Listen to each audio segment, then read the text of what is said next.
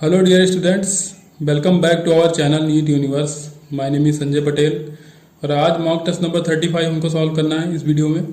So please जो लोग channel पर नए हैं तो इसको सब्सक्राइब कर लीजिए, अपने फ्रेंड्स के साथ शेयर कीजिए और लाइक कर दीजिए। एक लाइक तो बनता ही है, इतनी मेहनत करते हैं तो एक लाइक तो आप कर ही सकते हैं। ठीक है, तो चलिए शुरू करते हैं। पहला क्वेश्चन हमारा यहाँ पे है, एक रबर की बॉल है जो किसी हाइट 4.9 मीटर से इसको ड्रॉप किया जाता है। ठीक है, हॉरिजॉन्टल इलास्टिक प्लेट पे, ये कोई इलास्टिक प्लेट है यहाँ पे, इस पे ये रबर की बॉल ड्रॉप की जाती है। ठीक है, और ये इलास्टिक है, ठीक है, परफेक्टली इलास्टिक है यहाँ पे, तो यहाँ पे कोई लॉस नहीं होगा इसकी एनर्जी में। ठीक है, यहाँ पे आएगी ये टकराएगी, ठीक है, यहाँ पे कोलिजन होगा, फिर से रिबाउंस हो जाएगी। ठीक है, तो अब इसमें आपको वेलोसिटी टाइम ग्राफ और ये जो डिस्टेंस टाइम ग्राफ है, ये दो चीज आपको यहाँ पे बताना है। ठीक है, जो यहाँ पे हाइट ये फिर से कवर करेगी उसका ग्राफ और वेलोसिटी और टाइम का ग्राफ आपको बताना है। ठीक है, तो यहाँ पे चार ऑप्शन आपको दिए गए हैं। तो देखिए वेलोसिटी, अब जब यहाँ से ड्रॉप करोगे तो क्या होगी, वेलोसिटी बढ़ेगी। ठीक है, वेलोसिटी बढ़ेगी। तो अब देखिए, अब यहाँ पे जो ग्राफ दिया गया है, पहला ग्राफ जो है, तो इसमें वेलोसिटी पॉजिटिव दिखाई गई। ठीक है, वेलोसिटी क्या दिखाएगी, पॉजिटिव, जबकि वेलोसिटी यहाँ पे नीचे की तरफ आएगी। ठीक है, तो बढ़े तो की, लेकिन निगेटिव में बढ़ेगी। ठीक है, वेलोसिटी यहाँ पे क्या होगी, निगेटिव में बढ़ेगी, तो नीचे की तरफ है। ठीक है, माइनस वाई एक्सिस की तरफ आ रही है तो निगेटिव में बढ़ेगी वेलोसिटी। तो पहले ऑप्शन में वी को पॉजिटिव दिखा दिया गया। ठीक है, तो यही गलत हो जाएगा। और बी ऑप्शन में देखिए, वेलोसिटी तो दिखाई गई यहाँ पे निगेटिव। ठीक है, वेलोसिटी निगेटिव दिखाई गई है, लेकिन उसी टाइम पे जब यहाँ पे पहुंच रहा है और कोई टाइम लैप्स नहीं इसमें कि कोई टाइम लेके फिर से रिबाउंस हो रहा है। ठीक है, तुरंत जस्ट रिबाउंस हो रहा है। तो यहाँ पे वेलोसिटी में देखिए, अब यहाँ पे क्या किया गया, तुरंत वहां से वेलोसिटी जीरो नहीं किया उस टाइम पे। ठीक है, तो ये ऑप्शन भी यहाँ पे गलत हो जाएगा। अब जो सी ऑप्शन जो दिया है, तो देखिए वहां पे दिया गया है, इस तरह दिया है, वेलोसिटी क्या होगी, पहले इंक्रीज करेगी। ठीक है, निगेटिव में इंक्रीज करेगी, उसके बाद क्या होगा, एक टाइम पे जब यहाँ पे कोलिजन होगा तो क्या होगी, वेलोसिटी जीरो होगी, तब ये ग्राफ तुरंत नीचे आएगा। ठीक है, ये जीरो होगी वेलोसिटी और फिर से उसी स्पीड से ऊपर जाएगी रिबाउंस होगी, क्योंकि यहाँ पे क्या कहा गया, परफेक्टली इलास्टिक कंडीशन है। ठीक है, तो वेलोसिटी फिर से वही जितनी थी तो वहां पे हो जाएगी, अब फिर से नीचे आएगी। ठीक है, ऐसे ऐसे, और फिर क्या होगी, फिर से ऊपर जाएगी यहाँ पे। तो इस तरह का ग्राफ आएगा यहाँ पे। अब हाइट की बात की जाए तो हाइट क्या होगा, पहले जब यहाँ से ड्रॉप करेंगे आप तो हाइट मैक्सिमम होगी। ठीक है, तो इसका ग्राफ मैक्सिमम से शुरू होगा, फिर यहाँ पे कोलिजन होगा, फिर से कोलिजन होकर रिबाउंस होगी बॉल, तो फिर से हाइट बढ़ना शुरू होगी। ठीक है, एक मैक्सिमम हाइट तक जाएगी, उसके बाद फिर से हाइट कम होना शुरू होगा, तो यहाँ पहुंच के फिर से हाइट कम होगी, फिर से बढ़ेगी। ठीक है, तो हाइट का ग्राफ ये आ जाएगा आपका। ठीक है, और वेलोसिटी टाइम ग्राफ ये आ जाएगा। ठीक है, ये T1 हो जाएगा यहाँ पे और ये हो जाएगा T2। ठीक है, मतलब 2T1 मान लो, क्योंकि सेम इंटरवल होगा, क्योंकि यहाँ पे कोई लॉस नहीं हो रहा, परफेक्टली इलास्टिक है। ठीक है, तो ये 2T1 हो जाएगा। और यहाँ पे अगर फिर से आप ग्राफ बनाओगे, ठीक है, तो ये क्या हो जाएगा आपका 3T1 हो जाएगा ये, तो ऐसे ऐसे बनता जाएगा। ठीक है, तो ये ग्राफ आपका सी वाला ऑप्शन जो दिया गया ये सही हो जाएगा। क्वेश्चन नंबर सेकंड है, यहाँ पे कहा गया कि कोई कॉइन है जो रखा गया एक रोटेटिंग टेबल पे। ठीक है, कह रहा है कि अगर इसको रखा गया है distance 4r from the centre, centre से 4r डिस्टेंस पे रखा गया है इसको, तब ये रुका हुआ है। अब बाद में कह रहा है कि if the double angular velocity of the table, ठीक है, अगर हम डबल कर दें एंगुलर वेलोसिटी टेबल की, तो कॉइल को कहाँ पे रखना पड़ेगा। ठीक है, कॉइल को कहाँ पे रखना पड़ेगा, किस डिस्टेंस पे रखना पड़ेगा, ये आपको बताना है। ठीक है, तो यहाँ पे अगर देखो तो जो एक्सेलरेशन लगेगा, एंगुलर एक्सेलरेशन कितना लगेगा, ओमेगा स्क्वायर आर लगेगा। ठीक है, तो ओमेगा स्क्वायर आर लगेगा, तो यम से अगर उसको मल्टीप्लाई करें तो एक्सेलरेशन को मास से जब मल्टीप्लाई करें तो फोर्स आ जाता है। ठीक है, तो फोर्स लगेगा इसमें बाहर की तरफ, और इसका जो mg होगा वो नीचे लगेगा। ठीक है, mg लगेगा जो इसको रोक के रखेगा, तो म्यू आर होता है। ठीक है, जो फ्रिक्शनल फोर्स लगेगा म्यू आर, तो आर यहाँ पे क्या हो जाएगा, mg के बराबर हो जाएगा। ठीक है, नॉर्मल रिएक्शन क्या होगी, mg के बराबर हो जाएगी, तो ये फोर्स किसके बराबर होना चाहिए, म्यू आर, तो म्यू हो जाएगा और आर की वैल्यू mg।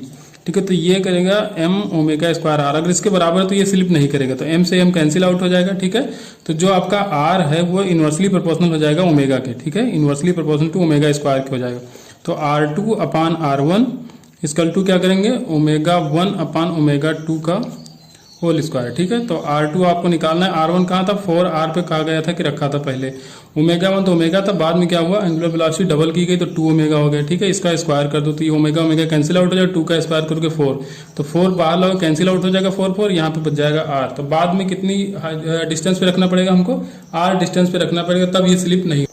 क्वेश्चन नंबर तीसरा है, कोई यहाँ पे स्क्वायर कॉयल है जिसका साइड है 25 सेंटीमीटर, इसमें 1000 टर्न्स हैं। ठीक है, इसको रोटेट किया जा रहा है यूनिफॉर्म स्पीड से किसी मैग्नेटिक फील्ड में। ठीक है, तो आपको मैग्नेटिक फील्ड की इंटेंसिटी बतानी है। यहाँ पे ई का आपको इक्वेशन दिया गया। ठीक है, एएमएफ जो इंड्यूस हो रहा है उसका इक्वेशन दिया गया है, E equal to 200 sine 100 pi into t. ठीक है, तो मैग्नेटिक इंडक्शन आपको बताना है।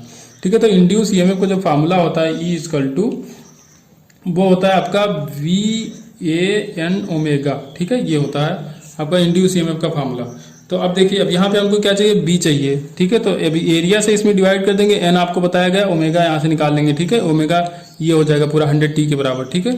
तो अब बस यहाँ पे वैल्यू रखो, आंसर आ जाएगा। तो v इक्वल टू, अब देखिए इंड्यूस ईएमएफ, तो ये की वैल्यू कितना रखोगे, ई नॉट रखोगे, ये जो बाहर दिया मैक्सिमम वैल्यू कितना रखोगे, ई नॉट, हो जाएगा 200 के बराबर अपान एरिया। अब एरिया कितना रखोगे भैया, देखो 25 दिया है साइड लेंथ, तो साइड का स्क्वायर करोगे तो एरिया आ जाएगा, ठीक है। तो 25 सेंटीमीटर था, तो 25 इंटू 10 की पावर -2 का स्क्वायर कर दो, ये आ जाएगा आपका एरिया, ठीक है। अब क्या रखना है, नंबर ऑफ टर्न्स 1000 दिया है, तो 10 की पावर 3 रख दो, और ओमेगा कितना रखोगे, 100 पाई रखोगे, ठीक है। इसको रखोगे 100 पाई। तो इसको सॉल्व करना, तो v की वैल्यू आ जाएगी 0.1 टेस्ला के बराबर। क्वेश्चन नंबर 4 दिया गया है, यहाँ पे 3 चार्जेस हैं, -Q1, Q2 एंड -Q3 दिया गया है, ठीक है। आपको पोजीशन यहाँ पे दिख रहा होगा क्वेश्चन में।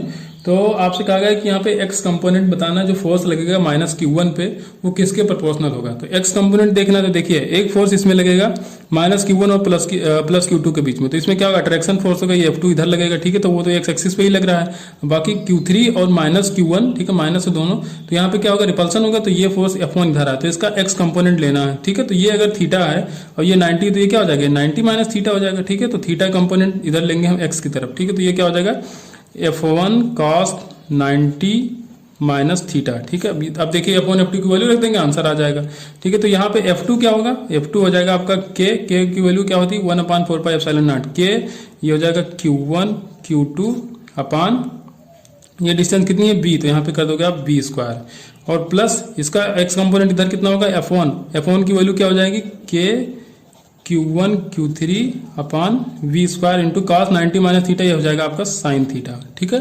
तो अब बस अब इसकी वैल्यू, अब ये नेट फोर्स आ जाएगा Fx, ठीक है। x डायरेक्शन में यही दोनों तो लगेंगे, तो Fx हो जाएगा। अब इसको चाहो तो आप आगे लिख दो, तो यहाँ पे k आप कॉमन भी ले सकते हो, लेकिन प्रोपोर्शनलिटी पूछा तो कांस्टेंट होगा k, तो k को आप हटा सकते हो, क्योंकि प्रोपोर्शनलिटी केवल पूछा गया इसमें। तो करोगे Q1 Q3 अपान v square sine theta plus Q1 Q2 अपान b स्क्वायर, ठीक है।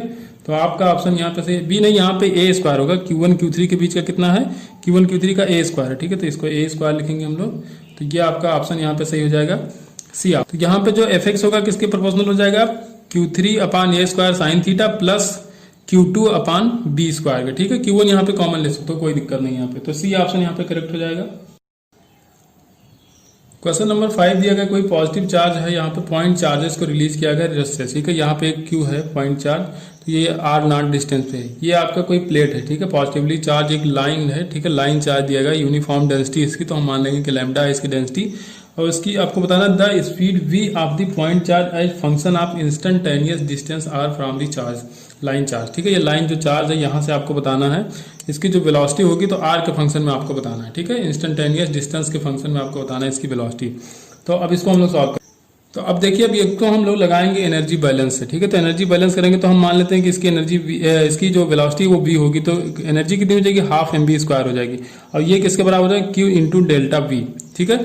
तो अब देखिए q तो वही रहेगा, अब डेल्टा v को हमको देखना है, तो डेल्टा v को हम लोग लिख सकते हैं ई डी आर के बराबर, ठीक है। ई डी आर लिख सकते हैं, तो अब E लिखेंगे और DR लिखेंगे, ठीक है। तो अब यहाँ से हमको E का भी वैल्यू रखनी पड़ेगी, तो Q हो जाएगा, E की वैल्यू यहाँ पे हो जाएगी लैम्डा अपान 2πε0 r dr के बराबर, ठीक।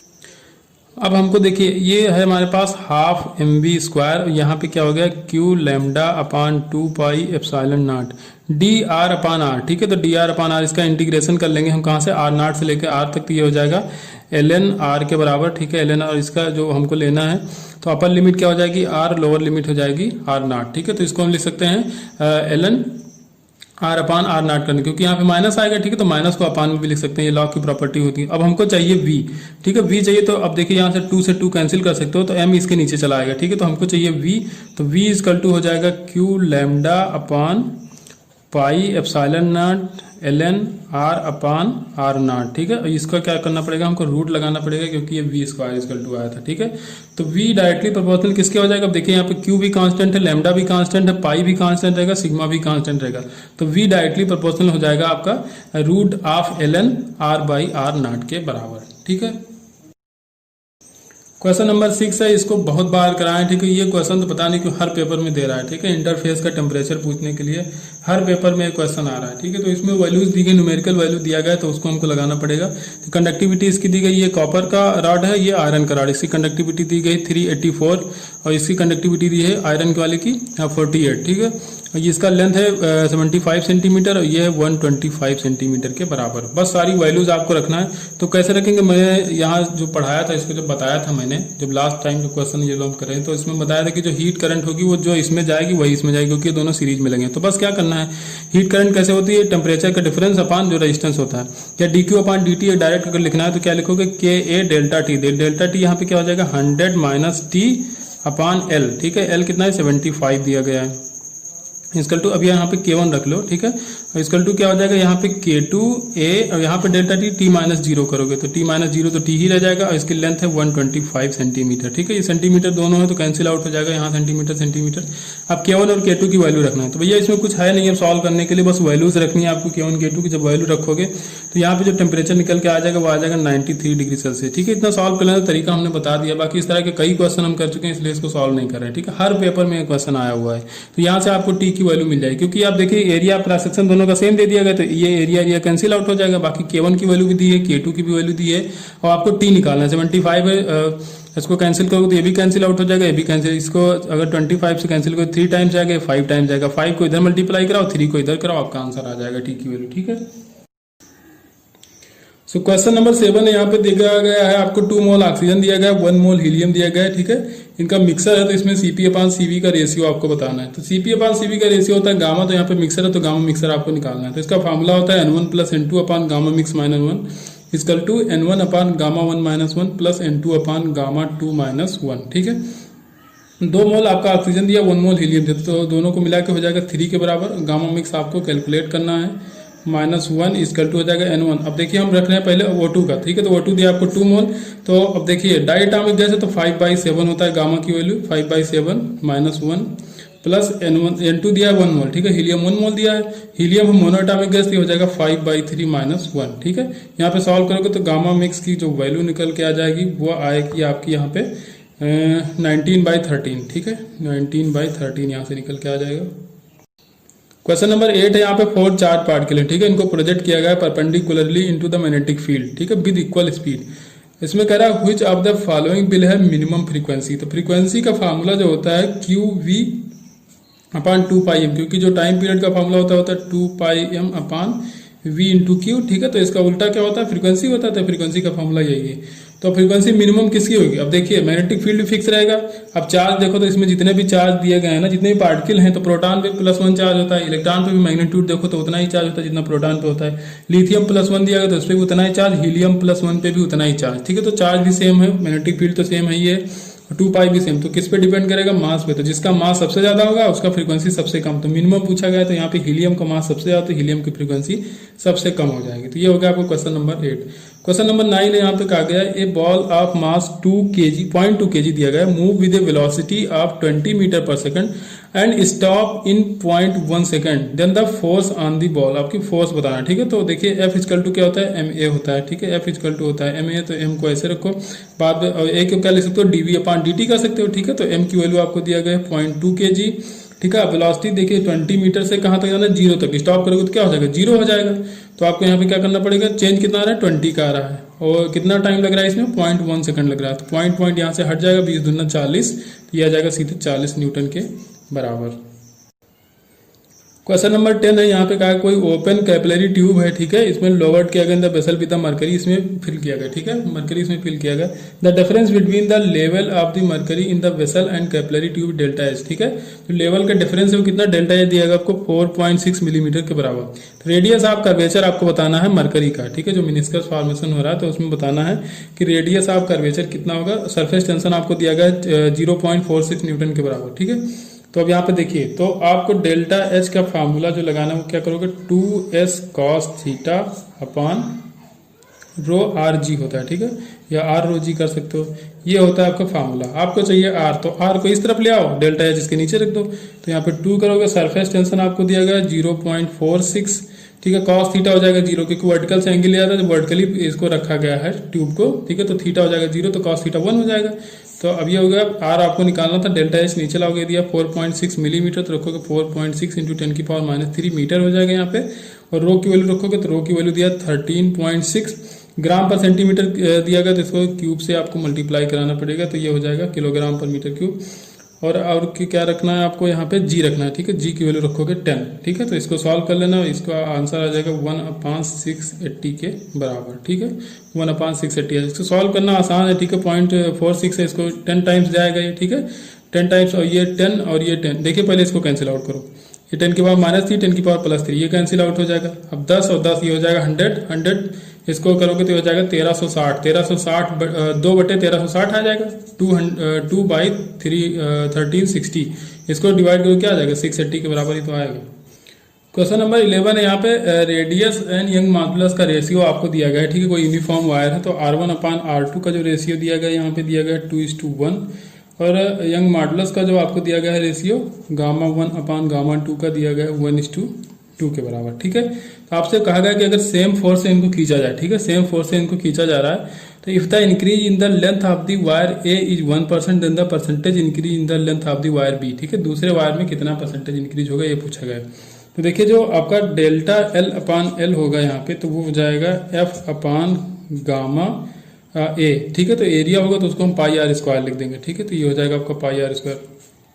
तो ये हो गया आपका, ये आ गया फ्रैक्शन, तो 100 से मल्टीप्लाई करा लो दोनों तरफ, तो ये क्या हो जाएगा परसेंटेज चेंज होगा, लेकिन किस पे डिपेंड कर रहा है, तो ये 1/Γ पे डिपेंड कर रहा है, 1/ रेडियस पे भी डिपेंड कर रहा है, ठीक है। तो बस इसको सॉल्व करना है आपको।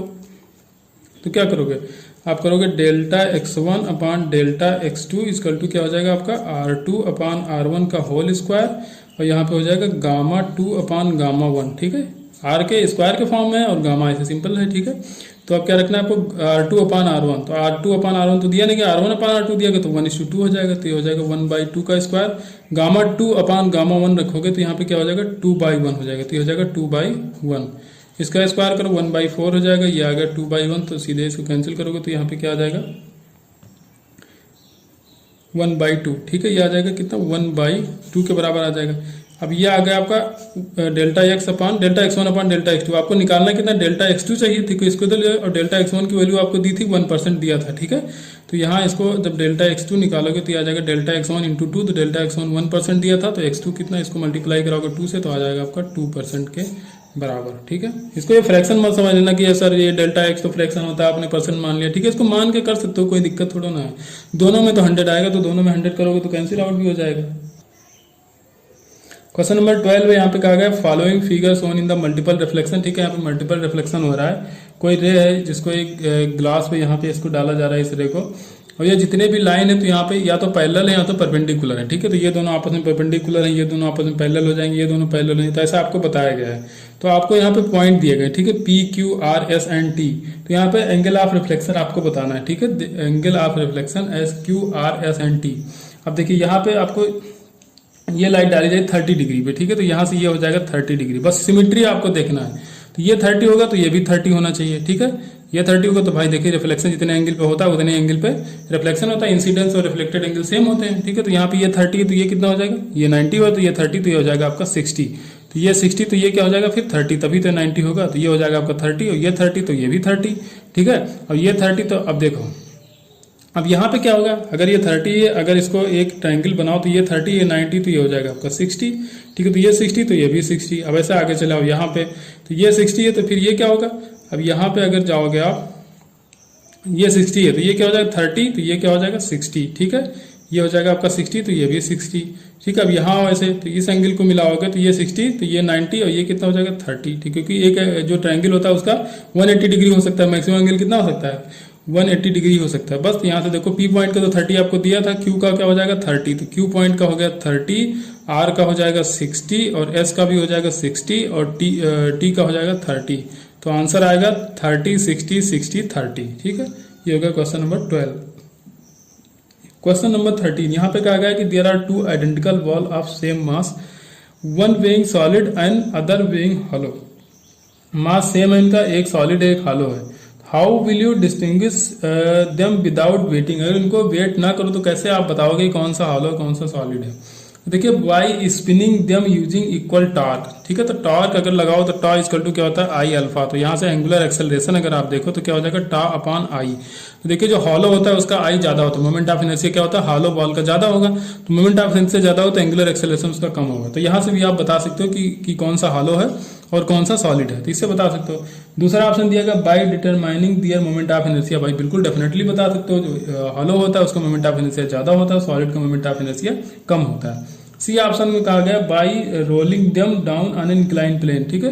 तो अगर इंक्लाइन प्लेन पे इनको छोड़ोगे तो आपका जो सॉलिड वाला होगा वो पहले पहुंच जाएगा, ठीक है। इसका फार्मूला मैंने बताया था, ठीक है, कि कैसे कौन पहले पहुंचता है। टी इक्वल टू क्या होता है 2s अपान साइन थीटा, रूट के अंदर होता है 2s अपान साइन थीटा, फिर ब्रैकेट में होता है 1 प्लस के स्क्वायर अपान आर स्क्वायर, ठीक है। तो वहां से आप निकाल सकते हो।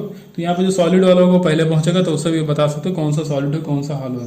तो लास्ट ऑप्शन दिया गया by any one of these method, ठीक है। तीनों में से कोई भी यूज कर सकते हो, तो यही ऑप्शन आपका करेक्ट हो जाएगा।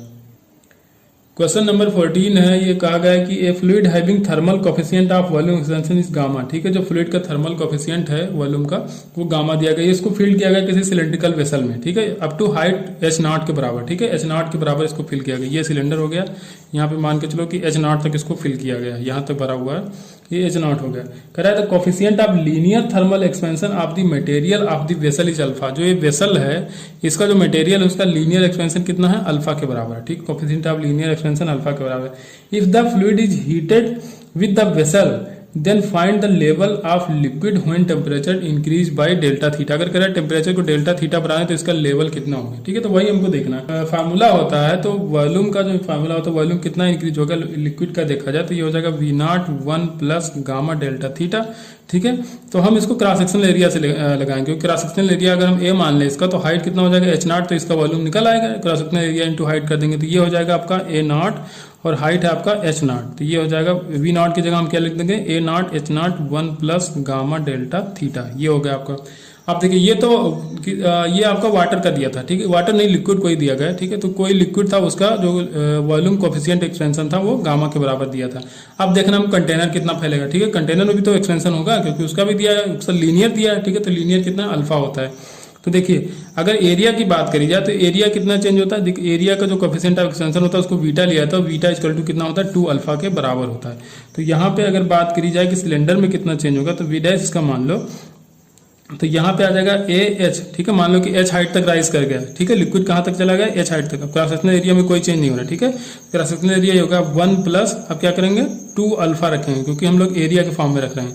तो 2 अल्फा डेल्टा थीटा के बराबर हो जाएगा। अब दोनों को क्या करेंगे इक्वल कर देंगे तो ए नॉट, ठीक है, H not 1 plus gamma delta theta equal to आपका यहाँ पे हो जाएगा, यहाँ पे किसके बराबर कर देंगे हम लोग, ये क्या आपका ए है एच है यहाँ पे plus 1 plus 2 alpha delta theta के बराबर। दोनों को इक्वल कर देंगे। यहाँ पे ए नॉट रहेगा, यहाँ पे एच है, ठीक है। ए नॉट कैंसिल आउट हो जाएगा। आपको चाहिए एच, तो एच की वैल्यू निकल के आ जाएगी यहाँ पे H not 1 plus gamma delta theta upon 1 plus 2 alpha delta theta के बराबर, ठीक है। यहाँ पे ऑप्शन आपका सही जगह पहला H not 1 plus gamma delta theta upon 1 plus 2 alpha delta theta के बराबर। अब यहाँ पे अपरेंट एक्सपेंशन नहीं पूछा गया, ठीक है। अपरेंट पूछा जाता तो जितना लिक्विड में इंक्रीमेंट हो रहा है उससे फिर जितना इसका जो कंटेनर है इसके जितना वॉल्यूम में चेंज हो रहा है उससे माइनस करते हैं कंटेनर के वॉल्यूम को, तब आपको अपरेंट पता चलता है कितना अपरेंट इसमें हो रहा है, कितना अपरेंट इंक्रीमेंट हो रहा है इसकी हाइट में। लेकिन अपरेंट नहीं पूछा गया था, ठीक है। यहाँ पे पूछा गया था कि बाद में कितना हाइट तक ये राइज करेगा, तो उसको आप डायरेक्टली एच मान लोगे, ठीक है। क्वेश्चन नंबर 15 है, यहाँ पे कोई कहा गया है कि in a large room a person receive direct sound wave from a source 120 metre away, ठीक है। कोई सोर्स है यहाँ पे 120 मीटर अवे है। तो कह रहा है कि अब he also receive wave from the same source after being reflected from the 25 metre height ceiling, ठीक है। यहाँ से मान लो ये सोर्स है, ठीक है। ये सोर्स है, यहाँ से फ्रीक्वेंसी निकल है, यहाँ पे कोई पर्सन है जो सुन रहा है, ठीक है। तो एक बार तो इसको डायरेक्ट सुनाई देती है, दूसरी बार ये यहाँ से जाके साउंड यहाँ टकराती है इसमें, ये 25 मीटर हाइट है इसकी, फिर यहाँ से लौट के आती है, इसको सुनाई देती है। तो अब कह रहा है कि एट द पॉइंट हाफ, ठीक है। ये जो वाल है यहाँ पे जो सीलिंग है ये कितना है मिड पॉइंट पे, ठीक है। मिड पॉइंट पे दिया गया है the two wave interfere constructively for a wavelength of, ठीक है। आपको वेवलेंथ बताना है। तो यहाँ पे देखिए अगर पाथ डिफरेंस की बात की जाए तो ये कितना हो जाएगा 120 मीटर, और ये अगर निकालोगे आप इसका स्क्वायर करोगे तो ये इसके बराबर रूट के बराबर हो जाएगा। तो यहाँ पे पाइथागोरस थ्योरम लगाओगे तो ये आपका निकल के आ जाएगा 65, ठीक है। तो ये कैलकुलेट कर लेना, ये आएगा 65, तो ये 65, तो ये भी 65, तो टोटल कितना हो जाएगा 130, ठीक है। तो 130, तो डेल्टा एक्स कितना आ जाएगा 130 माइनस 120 इक्वल टू कितना 10 मीटर आ जाएगा। पाथ डिफरेंस आपका आ गया 10 मीटर, ठीक है। पाथ डिफरेंस का जो डेल्टा एक्स का फार्मूला होता है वो क्या होता है 2n+1 λ/2। डेल्टा एक्स की वैल्यू आपको दिया है 10, ठीक है। आपको चाहिए लैम्डा, तो यहाँ 2 ऊपर चला जाएगा, मल्टीप्लाई करा दोगे तो यहाँ पे क्या हो जाएगा 2n+1 के बराबर, ठीक है। अब यहाँ से हम लोग क्या करेंगे n की वैल्यू रखेंगे, ठीक है। तो n की वैल्यू 0 रखो, 1 रखो, 2 रखो, तो आपको वैल्यूज पता चलती चली जाएंगे। तो यहाँ पे n की वैल्यू अगर 0 रखोगे, ठीक है, n की वैल्यू 0, यहाँ पे लैम्डा रहेगा, ठीक है। 2 इधर मल्टीप्लाई करा दिया हमने, तो यहाँ पे लैम्डा है, तो n की वैल्यू 0 रखोगे तो जो लैम्डा आएगा वो आ जाएगा 20 के बराबर। तो एक बार हम n की वैल्यू 0 रख लिए, दोबारा आप क्या रखोगे n की वैल्यू 1 रखो, तो 2:1, तो ये हो जाएगा 2 + 1 3, तो यहाँ पे जितना आएगा 20/3, तो दोबारा कितना आ जाएगा 20/3 आ जाएगा। n की वैल्यू 2 रखो, तो 2 2 जा 4 और +1 5, तो यहाँ पे 20/5 आ जाएगा, ठीक है। तो यहाँ पे आ जाएगा 20/5, तो 20, 20/3, 20/5 ऐसे वेवलेंथ आपको मिलती जाएंगी जैसे जैसे वैल्यूज रखते जाओगे, ठीक है। तो यहाँ पे आपका ऑप्शन सही हो जाएगा पहला 20, 20/3, 20/5 ETC, ठीक है। आप 3 रखोगे तो कुछ और आएगा, 3 रखोगे तो 3 2 जा 6 +1 7, तो 20/7 आ जाएगा। क्वेश्चन नंबर 16 है, यहाँ पे कहा गया कि 20 सेंटीमीटर लॉन्ग स्ट्रिंग है, इसमें मास दिया गया 1 ग्राम के बराबर, ठीक है। इसको फिक्स किया गया है, इसको दोनों एंड को फिक्स किया गया है। कह रहा है टेंशन इसमें है 0.5 न्यूटन के बराबर, तो कह रहा था spring is set into the vibration using external vibrator, ठीक है। एक्सटर्नल वाइब्रेटर को फिक्स किया गया यहाँ पे, तो कह रहा है फ्रीक्वेंसी उसकी कितनी 100 हर्ट्ज के बराबर। तो find the separation between the successive node. तो देखिए सॉलिड एंड के बीच में जो बनता है वो होता है नोड आपका, तो ये दोनों नोड हो जाएंगे, तो ये इसकी लेंथ हो जाएगी वो λ/2 के बराबर। तो लैम्डा निकाल लो, फिर उससे हम λ/2 कैलकुलेट कर लेंगे, ठीक है। तो अब लैम्डा के लिए हमको क्या चाहिए, v इक्वल टू होता है f लैम्डा, ठीक है। v इक्वल टू क्या होता है f लैम्डा, तो v निकाल लीजिए, f तो आपको दिया ही गया है, ठीक है। तो v निकालने के लिए हम यूज करेंगे आपका फार्मूला जो होता है T/m। m क्या होता है मास पर यूनिट लेंथ होता है। टेंशन आपको दी गई यहाँ पे 0.5, मास दिया गया है 1 ग्राम दिया था, तो हमने किलोग्राम में इसको चेंज कर लिया, तो 10⁻³ अपान पर यूनिट लेंथ होता है, तो 20 सेंटीमीटर दिया था, मीटर में चेंज किया तो 20 × 10⁻² करेंगे, ठीक है। तो यहाँ से निकल के आ जाएगी आपकी वेलोसिटी, ठीक है। वेलोसिटी निकलेगी 10 मीटर पर सेकंड। कैसे, देखो यहाँ से 10⁻³ है, ये -2, तो यहाँ पे -1 बचेगा, 10⁻1 बचेगा, यहाँ पे 10⁻1 ऊपर जाएगा तो क्या हो जाएगा ये +1 हो जाएगा, यहाँ पे तो +1 होगा तो यहाँ पे पॉइंट है, तो ये हो जाएगा 5, और ये 20 ऊपर जाएगा तो 5 × 20 हो जाएगा 100, 100 का रूट निकालोगे तो आ जाएगा 10, तो यहाँ पे 10 मीटर पर सेकंड निकल के आ जाएगी वेलोसिटी, ठीक है। अब आपको चाहिए लैम्डा, तो लैम्डा हम इससे निकालेंगे v equal to f lambda से।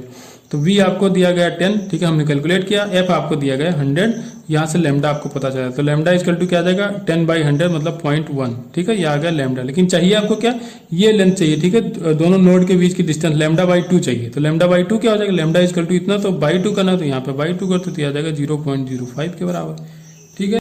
पहला ऑप्शन सही हो जाएगा, ठीक है। अब ये क्या आ गया आपका मीटर में, क्योंकि सारी चीजें हमने चेंज कर ली थी। तो अगर सेंटीमीटर चाहिए तो 100 से मल्टीप्लाई कराओ तो 5 सेंटीमीटर आ जाएगा। ऑप्शन आपका सेंटीमीटर में ही दिया गया है, ठीक है, तो इसको कराना पड़ेगा, सेंटीमीटर में निकल के आ जाएगा। क्वेश्चन नंबर 17 है, यहाँ पे कहा कोई पार्टिकल मूव करा स्ट्रेट लाइन में, इसका जो रिटार्डेशन है वो डायरेक्टली प्रोपोर्शनल टू डिस्प्लेसमेंट है, तो loss of kinetic energy during the displacement x is proportional to, ठीक है। तो देखिए अब आपको दिया गया dv/dt directly proportional to x है, तो यहाँ पे अगर हम डेल्टा x से मल्टीप्लाई कराएं और डिवाइड कराएं, ठीक है, तो मल्टीप्लाई कराएं डिवाइड करा दिए, तो dx/dt ये क्या हो जाएगा v, तो ये हो जाएगा v dv/dx इक्वल टू हो जाएगा -(x) के डायरेक्टली प्रोपोर्शनल, ठीक है। यहाँ से प्रोपोर्शनल हटाओगे तो एक कांस्टेंट लगा देना, तो यहाँ पे करोगे v dv equal to c, मैंने कांस्टेंट लगा दिया x, और dx इस तरफ ले आओ, आप क्या कराओगे इसको इंटीग्रेट कराओ, तो यहाँ पे हो जाएगा v²/2, यहाँ पे हो जाएगा cx²/2। अब देखिए ये हमको चाहिए कि काइनेटिक एनर्जी चाहिए, ठीक है। Kinetic energy directly proportional to किसके प्रोपोर्शनल होगा, x के फॉर्म में आपसे पूछा गया है, तो यहाँ पे क्या करो आप m से मल्टीप्लाई कराओ, तो ½ होगा, ये हो जाएगी काइनेटिक एनर्जी, तो इधर भी m से मल्टीप्लाई करा दो, ठीक है। तो ये हो जाएगी ½ हो जाएगी काइनेटिक एनर्जी, ठीक है, ये हो जाएगी ke, और ये डायरेक्टली प्रोपोर्शनल हो जाएगी x², क्योंकि मास भी कांस्टेंट, c तो कांस्टेंट मैंने माना ही है, और 2 भी कांस्टेंट, तो ये हो जाएगा x² के डायरेक्टली प्रोपोर्शनल, ठीक है। तो kinetic energy directly proportional to x² हो जाएगी, ठीक है। क्वेश्चन नंबर 18, एक कोई इलेक्ट्रॉन गन है, ठीक है, तो उसमें इलेक्ट्रॉन को एक्सेलरेट करा गया बी पोटेंशियल से, ठीक है। तो कह रहा है कि if E is the charge and M is the mass of the electron then the maximum velocity of the electron. Maximum velocity कुछ नहीं करना है आपको, क्या करना है, काइनेटिक एनर्जी जो होगी इसकी ½ इसके किसके बराबर कर दो, काइनेटिक एनर्जी E × V, ठीक है। इलेक्ट्रिक फील्ड चार्ज कर दो, पोटेंशियल इंटू चार्ज करो तभी तो एनर्जी आती है। तो आपको चाहिए कि आप यहाँ पे स्पीड निकालनी है, ठीक है, तो बाकी चीजें उस तरफ ले जाओ। तो v इजकल टू जो निकल के आ जाएगा यहाँ पे हो जाएगा 2EV/m के बराबर, यहाँ स्क्वायर है तो रूट लगा दो, ठीक है। तो 2EV/m के बराबर हो जाएगा। क्वेश्चन नंबर 19, ये भी अच्छा क्वेश्चन। यहाँ पे 2 कॉन्सेंट्रिक को प्लेनर सर्कुलर कॉइल दिया गया, ठीक है। एक का रेडियस ये है, दूसरे का बी है। बी काफी ज्यादा है, ए से यहाँ पे बताया गया एज इन द फिगर।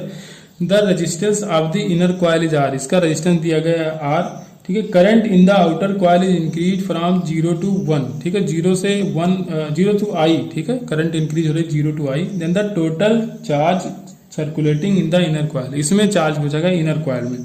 तो पहले आप क्या करोगे, यहाँ पे मैग्नेटिक फील्ड निकालो। तो मैग्नेटिक फील्ड किसकी वजह से, इस वायर में करंट फ्लो हो रही है तो इसकी वजह से मैग्नेटिक फील्ड होगा, ठीक है। आउटवर्ड डायरेक्शन में होगा। तो मैग्नेटिक फील्ड का फॉर्मूला आप लगाओ, V equal to mu naught I/2R के बराबर होता है, ठीक है। तो R यहाँ पे क्या है, V है, तो यहाँ पे V लिख दो, ठीक है। कैंसिल को R हटाओ, V लिख दो। तो ये तो होगा मैग्नेटिक फील्ड जो इसमें रहेगी, ठीक है। इसके सेंटर पे अगर मैग्नेटिक फील्ड निकालो तो क्या आएगा, यही मैग्नेटिक फील्ड, क्योंकि इसमें करंट फ्लो हो रही है। अब मैग्नेटिक फील्ड तो आ गया यहाँ पे। अब फाई इक्वल टू क्या होता है, VA के बराबर होता है। जब यहाँ पे फ्लक्स की बात की जाए, इनर कॉइल जो यहाँ से फ्लक्स की बात करोगे तो क्या होगा, V इंटू ए। तो V आपने निकाल लिया म्यू नॉट I/2V, ठीक है, इंटू ए। अब ए किसका, इसका एरिया लोगे तो इसका एरिया क्या रखोगे, पाई ए स्क्वायर, क्योंकि इसका रेडियस दिया गया ए के बराबर, तो ये हो जाएगा पाई ए स्क्वायर के बराबर। अब जो dq होता है, ठीक है, चार्ज होता है वो क्या होता है, d∅/r के बराबर होता है। d∅ हमने निकाल लिया, ये हो गया अपान r कर दो, तो इसी के अपान r का तो आंसर आ जाएगा, ठीक है। तो म्यू नॉट I/2V, और यहाँ पे क्या हो जाएगा, पाई ए स्क्वायर अपान r के बराबर, ठीक है। ये फार्मूला याद कर लेना, dq इक्वल टू क्या होता है, d∅/r, ठीक है। वो इसको अगर निकालना तो इक्वल टू क्या होता है, d∅/dt, तो वहां से निकाला गया है, ठीक है। आप निकाल लेना। ये v है तो v इक्वल टू क्या लिख सकते हो, IR, क्योंकि इंड्यूस EMF है ना, तो इसको पोटेंशियल मान सकते हो। क्या हो जाएगा, I इंटू R हो जाएगा। I को क्या लिख सकते हो, dq/dt लिख सकते हो। इसको लिखोगे dq/dt, ठीक है। तो dt कैंसिल हो तो dq इक्वल टू क्या लिख दोगे, d∅/r आ जाएगा। तो वही तो लिखा हमने, d∅/r। क्वेश्चन नंबर 20 अच्छा क्वेश्चन है, एसी का क्वेश्चन है, ठीक है। अल्टरनेटिंग करंट है। यहाँ पे V का क्वेश्चन दिया गया, I का दिया गया, पावर पूछा गया। तो पावर, ठीक है, एवरेज पावर क्या होता है, VRMS IRMS, ठीक है। क्या लिख रहा हूँ, VRMS IRMS into cos phi, ठीक है। VRMS देखिए V नॉट दिया तो बाई√2 करना पड़ेगा, तो इसका बाई√2 करोगे। यहाँ पे IRMS नहीं दिया, I नॉट दिया, तो यहाँ भी बाई√2 करना पड़ेगा। cos फाई यहाँ पे हो जाएगा पाई/3। फेज डिफरेंस कितना है, पाई/3, मतलब cos 60 की वैल्यू होती है 1/2, तो √2 या 2 के बराबर हो जाएगा, ठीक है। तो 2 यहाँ पे 2, तो 150 है, तो ये हो जाएगा 75। एक 2 से इसको डिवाइड कर लो, एक 2 से इससे को, तो ये भी हो जाएगा 75। तो 75 इंटू 75 करोगे तो यहाँ पे आ जाएगा 5625 वाट के बराबर, ठीक है। आसान क्वेश्चन है, पावर पूछा गया इसमें। क्वेश्चन नंबर 21, यहाँ पे इलेक्ट्रिक फील्ड दिया गया, ठीक है। ये जेई मेंस का क्वेश्चन है, ठीक है। पहले जब EIEEE होता था तो वहां पे पूछा जा चुका है। तो E इक्वल टू दिया गया है AR के बराबर। तो कह रहा है ए charge contained in A sphere of radius A centred at the origin of the field will be, ठीक है। चार्ज कितना होगा, तो इलेक्ट्रिक फील्ड का जो फार्मूला होता है क्या होता है, 1/4 पाई एप्सिलॉन नॉट Q/r² के बराबर होता है, ठीक है। तो r² होता है, लेकिन यहाँ पे A पूछा गया, ठीक है। कोई स्फीयर जिसका रेडियस A है, तो जो भी यहाँ पे r है उसको रिप्लेस कर देंगे A से। E किसके बराबर दिया, तो AR के बराबर, तो R को रिप्लेस करेंगे हम लोग A से। तो यहाँ पे हो जाएगा A इंटू A, ये किसके बराबर हो जाएगा, 4 पाई एप्सिलॉन नॉट Q/r² की जगह A²। Q आपको चाहिए तो बाकी टर्म इधर ले आओ, तो Q इक्वल टू क्या हो जाएगा, यहाँ पे हो जाएगा 4 pi epsilon not A into A³ क्योंकि स्क्वायर ये है और ये यहाँ पे, तो क्या हो जाएगा A³ के बराबर। ये आ जाएगा आपका आंसर। क्वेश्चन नंबर 22, यहाँ पे कोई आर्टिफिशियल सैटेलाइट दिया गया, मूव कर रही है सर्कुलर ऑर्बिट में, ठीक है, around the earth. The height of the satellite above the surface of earth is r, अर्थ की रेडियस के बराबर हाइट पे ये मूव कर रही है, ठीक है। Suppose the satellite stop suddenly in its orbit and allowed to fall freely on reaching earth it speed will be. Earth पे जब ये गिरेगी, ठीक है, सडनली इसको स्टॉप कर दिया गया तो अर्थ की तरफ आएगी, तो गिरेगी तो कितनी स्पीड होगी, तो काइनेटिक मतलब टोटल एनर्जी को आपको कंजर्व करना है। तो देखिए जब स्टॉप हो जाएगी तो उसकी काइनेटिक एनर्जी हो जाएगी 0, ठीक है। जब स्टॉप होगा तो काइनेटिक एनर्जी हो जाएगी उसकी 0, और माइनस पोटेंशियल एनर्जी कितनी होगी, ठीक है, प्लस होगा, लेकिन पोटेंशियल एनर्जी माइनस में होती तो होता है GMEM/r+h, ठीक है। तो r+h करोगे, लेकिन ये आपको क्वेश्चन बताया गया कि रेडियस ऑफ अर्थ के बराबर, तो इसको ऐसे लिख दो। अब जब अर्थ पे पहुंचेगी तो उसके पास कुछ एनर्जी होगी, काइनेटिक एनर्जी, तो काइनेटिक एनर्जी कितनी होगी, ½ mv² होगी, और पोटेंशियल एनर्जी कितनी होगी, -GMEM/r के बराबर, क्योंकि सरफेस पे रहेगी ना, जब गिरेगी तो सरफेस पे रहेगा, ऐसा तो नहीं कि सेंटर पे पहुंच जाएगी, तो r तो रहेगा, तो इतनी पोटेंशियल एनर्जी रहेगी। अब आपको चाहिए यहाँ पे v की वैल्यू, ठीक है, v चाहिए तो यह इसको लाओ इधर माइनस करा दो, तो ये प्लस में आ जाएगा, ठीक है। तो ये प्लस में GME अपान 2R रहेगा, माइनस में हो जाएगा प्लस में, तो जो आंसर निकलेगा यहाँ पे तो GME अपान 2R प्लस में आ जाएगा, ठीक है। अब देखिए अब ये किसके बराबर है, हाफ mv² के बराबर है। m से m यहाँ पे कैंसिल आउट हो जाएगा और 2 से 2 कैंसिल आउट हो जाएगा। अगर r से ऊपर और नीचे मल्टीप्लाई, क्योंकि स्मॉल g के फॉर्म में आंसर दिया गया आपको, तो r से ऊपर मल्टीप्लाई कराओ, r से डिवाइड कराओ, तो gm अपान r² ये हो जाएगा स्मॉल g की वैल्यू, तो ये हो जाएगा gr=v², तो v की वैल्यू आ जाएगी √g r के बराबर। क्वेश्चन नंबर 23 दिया गया है, यहाँ पे कोई सॉलिड क्यूब है, सॉलिड स्फीयर है, तो ये सेम मटेरियल से बने हुए हैं। कह रहा है कि इक्वल सरफेस एरिया इनका, both are at the same temperature 126 degree Celsius. तो कह रहा है इसमें कौन जल्दी कूल होगा, ठीक है। तो अगर D theta upon D T, ठीक है, डी क्यू अपान डी टी नहीं है, डी थीटा मतलब टेम्परेचर में लॉस, तो ये किसके बराबर होता था, सिग्मा ए अपान एम एस, ठीक है। यहाँ पे स्पेसिफिक हीट है ये टी की पावर 4 माइनस टी एस की पावर 4, ठीक है। तो ये इनवर्सली प्रोपोर्शनल होगा मास के, क्योंकि स्पेसिफिक हीट दोनों का सेम होगा, सेम मटेरियल से बने, सिग्मा भी सेम होगा, एरिया पहले ही कह दिया सेम हो, तो मास पे डिपेंड करेगा। तो देखिए अगर सॉलिड क्यूब और सॉलिड स्फीयर की बात करी जाए, ठीक है, सॉलिड क्यूब और सॉलिड स्फीयर में बात की जाए, तो जो जिसका मतलब जो हैवी होगा वो बाद में ठंडा होगा, ठीक है, जो हैवी होगा वो बाद में ठंडा होगा। तो for the same surface area the volume of the sphere will be more. अगर सेम सरफेस एरिया हो, दो पार्ट, जैसे दो चीज है, कोई क्यूब है एक सरफेस है, ठीक है, एक स्फीयर है, तो जो वॉल्यूम होता है वो स्फीयर का ज्यादा होता है, वॉल्यूम ज्यादा होगा तो मास भी ज्यादा होगा, क्योंकि डेंसिटी इक्वल टू क्या होता है, मास बाई वॉल्यूम। तो मास हो जाएगा density into volume, same material तो डेंसिटी सेम हो जाएगी, तो जिसका वॉल्यूम ज्यादा उसका मास भी ज्यादा, तो जिसका मास ज्यादा वो बाद में कूल होगा, ठीक है। तो बाद में कौन कूल होगा, जिसका मास ज्यादा हो, तो स्फीयर का मास ज्यादा है तो स्फीयर बाद में कूल होगा, तो ऑप्शन सी यहाँ पे सही हो जाएगा, the sphere will cool down slower then the cube, क्योंकि स्फीयर का मास ज्यादा है इसलिए वो बाद में कूलिंग होगी उसकी। क्वेश्चन नंबर 24, ये भी अच्छा क्वेश्चन है, वही प्रिज्म वाला क्वेश्चन घिसा पिटा है। एंगल ऑफ प्रिज्म आपको दिया गया 60 डिग्री, रिफ्रैक्टिव इंडेक्स दिया गया है √2 के बराबर, एंगल ऑफ मिनिमम डेविएशन पूछा गया। तो इसमें आप परंपरागत फार्मूला लगाइए, म्यू इक्वल टू क्या होता है, sign delta min plus a/2 अपान साइन a/2, ठीक है, यही फार्मूला यूज कीजिए, आपका आंसर आ जाएगा। यहाँ है √2, ठीक है, यहाँ पे रखो sign delta min plus a की वैल्यू 60 डिग्री है /2 अपान साइन a/2, साइन 30 हो जाएगा, साइन 30 की वैल्यू 1/2, तो 1/2 इस तरफ ले आओ, मल्टीप्लाई करा दो यहाँ पे, तो √2 से √2 कैंसिल आउट हो जाए, तो यहाँ पे आ जाएगा √2, तो 1/√2 की वैल्यू क्या लिख सकते हो, साइन 45, ठीक है। तो ये हो जाएगा sine 45 equal to sine delta min plus 60/2, ठीक है। साइन साइन दोनों तरफ हट जाएगा, ठीक है, एक तरफ इनवर्स होगा तो साइन खत्म हो जाएगा, 2 से यहाँ 45 में मल्टीप्लाई कराओ आ जाएगा 90, तो delta min plus 60 equal to 90, तो डेल्टा मिन हो जाएगा 90 माइनस 60 इक्वल टू 30 डिग्री, ठीक है। तो मिनिमम डेविएशन कितना आ जाएगा आपका, 30 डिग्री आ जाएगा। क्वेश्चन नंबर 25, कोई व्हील है जो रोटेट कर रही है, एंगुलर स्पीड इसकी दी गई 20 रेडियन पर सेकंड, इसको स्टॉप किया गया, ठीक है, by applying a constant torque in 4 second, ठीक है, कोई टॉर्क लगाया गया 4 सेकंड में इसको रोक दिया गया। If the moment of inertia of the wheel about its axis is 0.2 kilogram per metre square, then the work done by the torque in 2 second will be, work done आपसे पूछा गया है, ठीक है। तो इसको हम लोग सॉल्व करेंगे अब।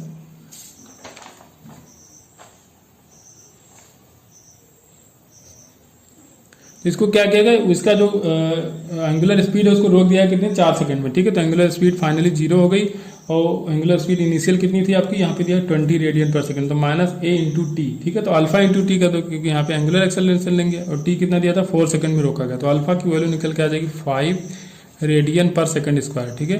5 रेडियन पर सेकंड स्क्वायर आपका आ गया अल्फा, ठीक है। अब देखिए, अब ओमेगा हमको निकाला कि 2 सेकंड बाद ओमेगा कितना होगा, ठीक है, 2 सेकंड बाद ओमेगा कितना होगा, तो omega equal to omega naught minus alpha T, ठीक है, अल्फा इंटू टी, तो अल्फा इंटू टी करना, ओमेगा नॉट आपको दिया था 20 मीटर पर सेकंड, क्योंकि रिटार्डेशन लग रहा है ना, रिटार्डिंग फोर्स है, तभी तो जो ये एंगुलर एक्सेलरेशन है रिटार्डिंग है, ठीक है, तभी तो 0 होगी इसकी वेलोसिटी। तो यहाँ पे ओमेगा नॉट की वैल्यू 20 दिया था, अल्फा निकाला आपने 5 2 सेकंड बाद, तो 2 सेकंड बाद ये हो जाएगा 5 इंटू 2 ये हो जाएगा 10। तो अब देखिए चेंज इन काइनेटिक एनर्जी अगर निकाल लें तो उससे हमको पता चल जाएगा वर्क डन, ठीक है। तो ये हो जाएगा 1/2, मोमेंट ऑफ इनर्शिया यहाँ पे दिया गया, तो m की जगह मोमेंट ऑफ इनर्शिया रखते हैं, ठीक है, रोटेशन वाले केस में मास की जगह हम लोग मोमेंट ऑफ इनर्शिया रखते हैं, तो ये हो जाएगा 0.2, और ओमेगा पहले कितना था 20, तो 20 का स्क्वायर करोगे तो 400, माइनस ओमेगा बाद में कितना है 10 का स्क्वायर करोगे तो 100, 400 माइनस 100 करोगे तो ये 300 आ जाएगा, ठीक है। तो यहाँ पे इसको डिवाइड करोगे तो 0.1 आ जाएगा, 0.1 इंटू 300 तो ये आ जाएगा 30 के बराबर। ठीक है, तो ये कितना आ जाएगा 30 जूल के बराबर आ जाएगा। कंफ्यूजन नहीं होना चाहिए इसमें। ठीक है, तो ये तो इक्वेशन आपको पता ही है। ठीक है, V equal to U minus 80 से आप कंपेयर करोगे तो यही इक्वेशन तो लगेगी। क्वेश्चन नंबर 26 यहाँ पे दिया गया है, कोई मिक्सर है। ठीक है, दो गैसेस का मिक्सर है। कह रहा है कि the gas one is monatomic and gas two is a diatomic. ठीक है, कोई इसका मतलब नहीं है मोनोटामिक डायटामिक देखने का, लेकिन दे दिया है। Ratio of their molecular masses m1 by m2 equal to 1/4 दिया गया। Ratio of root mean square velocity, root mean square velocity VRMS का जो फार्मूला होता है वो 3RT/m होता है। ठीक है, तो ये किसके इनवर्सली प्रोपोर्शनल टू m हो जाएगा, क्योंकि बाकी चीजें कांस्टेंट हैं। तो V1/V2 इक्वल टू हो जाएगा आपका m2/m1। ठीक है, तो आपका m1/m2 का रेशियो दिया गया, m2/m1 रखना है तो 4/1 करोगे तो यहाँ पे आ जाएगा 2:1 के बराबर। ठीक है, आंसर ए सही हो जाएगा इसमें। क्वेश्चन नंबर 27 अच्छा क्वेश्चन यहाँ पे कहा गया कि अगर येलो लाइट डाली जा रही थी, ठीक है, सोडियम लैंप से, किसी YDSC का एक्सपेरिमेंट है, तो पहले येलो लाइट थी, बाद में उसको रिप्लेस कर दिया गया मोनोक्रोमेटिक ब्लू लाइट से, तो फ्रिंज विड्थ पे क्या इफेक्ट पड़ेगा। तो फ्रिंज विड्थ का जो फार्मूला होता है बीटा इक्वल टू क्या होता है लैम्डा d/d। ठीक है, लैम्डा होता है वेवलेंथ। तो देखिए जब आप क्या कर रहे हो यहाँ पे येलो लाइट को ब्लू लाइट से रिप्लेस करो तो ब्लू लाइट का क्या होता है, जो वेवलेंथ होती है वो कम होती है, VIVGOR। ठीक है, गौर से अगर देखो तो जो ब्लू लाइट की वेवलेंथ है वो कम है। ठीक है, येलो लाइट से, तो अगर वेवलेंथ कम है तो फ्रिंज विड्थ डिक्रीज हो जाएगी। ठीक है, with directly proportional to lambda है, तो अगर वेवलेंथ कम होगी तो विड्थ भी यहाँ पे कम हो जाएगी। ठीक है, पहला ऑप्शन करेक्ट हो जाएगा। क्वेश्चन नंबर 28 यहाँ पे कोई ट्रेन है जो मूव करे स्टेशनरी ऑब्जर्वर की तरफ 34 मीटर पर सेकंड से। यहाँ पे मान लो कि ये ट्रेन है। ठीक है, ये मूव करे, यहाँ पे कोई ऑब्जर्वर है, यहाँ कितने 34 मीटर पर सेकंड से मूव करे इसकी तरफ, और साउंड है, इसका कोई साउंड प्रोड्यूस करती है, इसकी फ्रीक्वेंसी रजिस्टर होती है इसके द्वारा f1। ठीक है, अब बाद में करें if the train speed reduce to 17 metre per second, यही से 34 से क्या हो गया 17 मीटर, पहले ये क्या था 34 मीटर पर सेकंड था, बाद में 17 मीटर पर सेकंड हो गया। तो जो बाद में इसको जो फ्रीक्वेंसी यहाँ पे रजिस्टर होती है वो f2 के बराबर होती है। ठीक है, तो आपसे f1 और f2 का रेशियो पूछा गया, तो पहले हम लोग निकालते हैं f1। तो डॉपलर इफेक्ट लगाइए, f1 की इक्वल टू क्या हो जाएगा f0। मान लो इसका जो मेन फ्रीक्वेंसी उसकी f0 थी, तो ये हो जाएगा। और स्पीड ऑफ साउंड दिया गया इसमें 340 मीटर पर सेकंड, तो 340। अब ऊपर देखो ऑब्जर्वर की स्पीड रहती है प्लस माइनस ऑब्जर्वर की स्पीड, लेकिन ऑब्जर्वर यहाँ पे स्टेशनरी इसलिए हो जाएगा 0/340। अब यहाँ पे प्लस माइनस रहता है, क्या करें प्लस करें कि माइनस करें। तो देखिए ये जो ट्रेन है तो ऑब्जर्वर की तरफ जा रही है, तो इसकी वेलोसिटी क्या करेगी, ऑब्जर्व फ्रीक्वेंसी को बढ़ाएगी। तो बढ़ाने के लिए हमको डिनोमिनेटर कम करना पड़ेगा, क्योंकि f1 हमको अल्टीमेटली बढ़ाना है, तो इसको डिनोमिनेटर कम करना पड़ेगा। तो ये -34 कर दोगे, ये आ गया आपका f1। ऐसे f2 निकालोगे तो फिर से f0, बाद में क्या क्या स्पीड को कम कर दिया गया। तो बाकी सारी चीजें वैसी रहेंगी, बस जहाँ 34 लिखे हो वहाँ पे 17 कर देना बस। तो 340 - 17 हो जाएगा। ठीक है, 340 रहेगा, यहाँ पे 0 ऐड करने कोई मतलब नहीं है। तो f0 कैंसिल, f1/f2 का रेशियो भी पूछा गया, 340 कैंसिल, 340 - 17 तो ऊपर जाएगा आपका 323, और नीचे हो जाएगा आपका 340 - 34 तो हो जाएगा 306। मतलब कि जो भी आंसर आना चाहिए एक से थोड़ा ज्यादा आना चाहिए। तो यहाँ पे देखो ऊपर की वैल्यू ज्यादा होनी चाहिए, नीचे की कम होनी चाहिए। इसको सॉल्व मत करो, ऑप्शन पे जाओ। तो पहला ऑप्शन दिया 18/19, तो भैया 18 तो कम है, 19 ज्यादा है, लेकिन ऊपर वाली वैल्यू आपको क्या न्यूमरेटर ज्यादा रखना है, तो ये ऑप्शन गलत हो जाएगा। 1/2 तो ये तो 0.5 हो जाएगा, तो बहुत कम हो जाएगा, क्योंकि ये दोनों वैल्यू लगभग सेम है, तो 1 के बराबर आना चाहिए, लगभग 1 के बराबर आना चाहिए। तो ये भी ऑप्शन आपका गलत हो जाएगा। सी ऑप्शन तो 2 दे दिया, 2 तो किसी मान में हो ही नहीं सकता। ठीक है, 323 को 306 से डिवाइड करो, 2 तो आ ही नहीं सकता। अब डी ऑप्शन दिया 19/18, मतलब 18 से 19 थोड़ा सा ज्यादा है, तो यहाँ पे तो वही है 323 जो है वो 306 से थोड़ा सा ज्यादा है, तो इसको सॉल्व करने की जरूरत नहीं है। ठीक, तो ऑप्शन डी यहाँ पे करेक्ट हो जाएगा। क्वेश्चन नंबर 29 यहाँ पे कोई सोनोमीटर है। ठीक है, सोनार नहीं, सॉरी, सोनोमीटर है जिसकी लेंथ दी गई 100 सेंटीमीटर लॉन्ग है। ये फंडामेंटल फ्रीक्वेंसी इसकी है 300 हर्ट्ज के बराबर। तो कह रहा है velocity of propagation of transverse wave. ठीक है, तो अब देखिए यहाँ पे जो फंडामेंटल होता है फ्रीक्वेंसी, तो वो क्या होती है n = होती है V/2L के बराबर। ठीक है, V/2L के बराबर होता है यहाँ पे। तो आपको क्या चाहिए, यहाँ पे v चाहिए। ठीक है, या v/λ भी होता है। ठीक है, जो भी फ्रीक्वेंसी होती है क्या होती है v/λ भी लिख सकते हो। लैम्डा = क्या हो जाएगा 2L के बराबर हो जाएगा। ठीक है, क्योंकि अगर फंडामेंटल फ्रीक्वेंसी देखो तो ये क्या हो जाएगा, λ/2 और इसकी लेंथ है L, तो λ/2L के बराबर हो जाएगा। ठीक है, तो लैम्डा जहाँ रखना है वहाँ 2L भी रख सकते हैं, तो v/λ रखो या v/2L रखो। अब आपको चाहिए यहाँ पे v चाहिए, तो v = क्या हो जाएगा 2L × n, तो 2L एल की वैल्यू थी 100 सेंटीमीटर, इसको मीटर में चेंज कर लो तो 1 मीटर हो जाएगा। यहाँ पे थोड़ी सी मिस्टेक है, इससे जो आपको फ्रीक्वेंसी दी गई वो 300 दी गई है और सोल्यूशन में आपको जो दे रहा है वो 360 दे रहा है, तो इसके हिसाब से 330 होना चाहिए तभी 360 आएगा, ठीक है। तो 300 अगर मान के लगाओगे तो यहाँ पे 600 होना चाहिए, ठीक है। लेकिन ऑप्शन में आपके 600 नहीं 630 दिया गया, तो इसका मतलब फ्रीक्वेंसी लिखने में यहाँ पे मिसप्रिंट हुआ है, 330 के जगह पे यहाँ पे 300 लिख गया, ठीक है। तो आंसर जिस हिसाब से क्वेश्चन उस हिसाब से तो 600 आना चाहिए, लेकिन थोड़ा सा इसमें चेंज किया जाए 300 की जगह 330 किया जाए तो 660 आ जाएगा, ठीक है। तो हो सकता है थोड़ी सी मिसप्रिंट हुई हो, तो इसमें कोई इतनी ज्यादा प्रॉब्लम नहीं है। क्वेश्चन नंबर 30 यहाँ पे a shell in the flight explode into n equal fragment, ठीक है। कोई सेल है किसी फ्लाइट में, क्या हो गया, ये एक्सप्लोड करके एन इक्वल पार्ट में, ठीक है। K of the fragment reached the ground earlier than the other, the acceleration of their centre of mass subsequently will be, ठीक है। आपको एक्सेलरेशन बताना है। तो देखिए ए सेंटर ऑफ मास क्या होता है, ठीक है, summation of a1 m1 plus a2 m2 plus a3 m3 and so on, ठीक है। तो हमने लिख दिया समेशन ऑफ m1, ठीक है, या अब देखिए अभी अलग अलग हो जाएगा सबका, m1 a1 plus m2 a2, तो यहाँ पे आई कर दो, ठीक है। तो m1 a1 plus m2 a2 plus जितने भी पार्ट होंगे, ठीक है, उतना हो जाएगा। और नीचे क्या करोगे, m1 plus m2 plus m3 कर देंगे, तो इसको भी कर देंगे समेशन ऑफ mi के बराबर, ठीक है। अब देखिए, अब जब सभी पार्टिकल कहाँ पे होंगे, हवा में होंगे, ठीक है। जब सभी पार्टिकल कहाँ होंगे, जब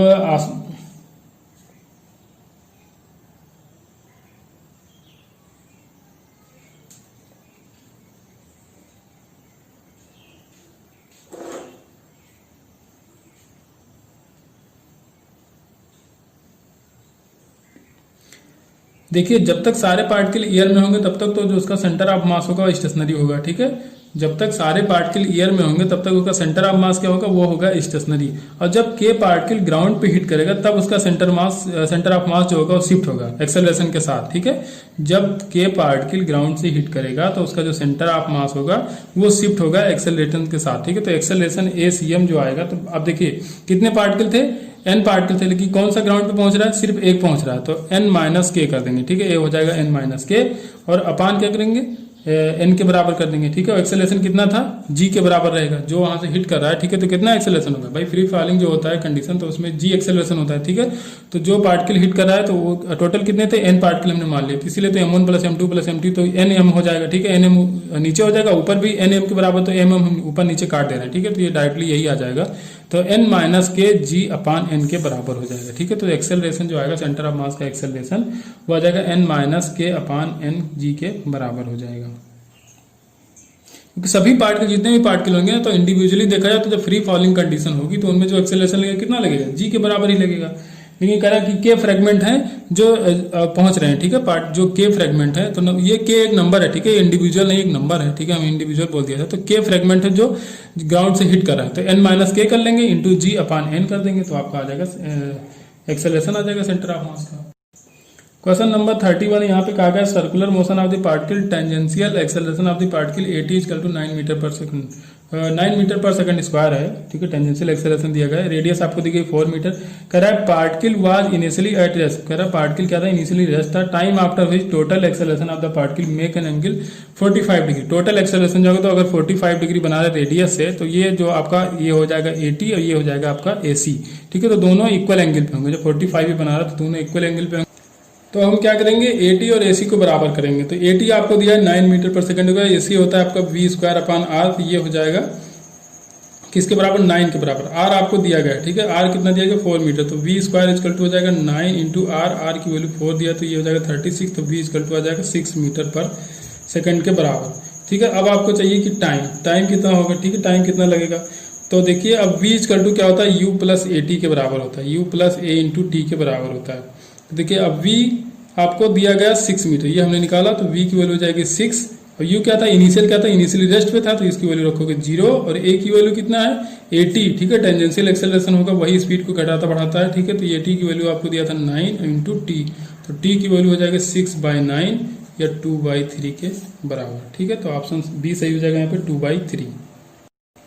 क्वेश्चन नंबर 32 है यहाँ पे, which of the following is represented by the area enclose by hysteresis loop, ठीक है। जो VH कर्व होता है, ठीक है, अगर इसको बनाए हम, ये लूप बनता है, ये ऐसे बनता है, थोड़ा सा बहुत अच्छा नहीं बना पाएंगे लेकिन इसको बनाने की कोशिश करते हैं, ठीक है। तो जो एरिया होता है ये क्या रिप्रेजेंट करता है, तो ये डिपेंड करता है heat energy loss per unit volume in the sample. ठीक है, जो ये VH कर्व होता है, ठीक है, जो VH कर्व होता है ये क्या रिप्रेजेंट करता है, heat energy loss per unit volume in the sample. ठीक है, तो ये ऑप्शन आपका सही हो जाएगा यहाँ पे डी।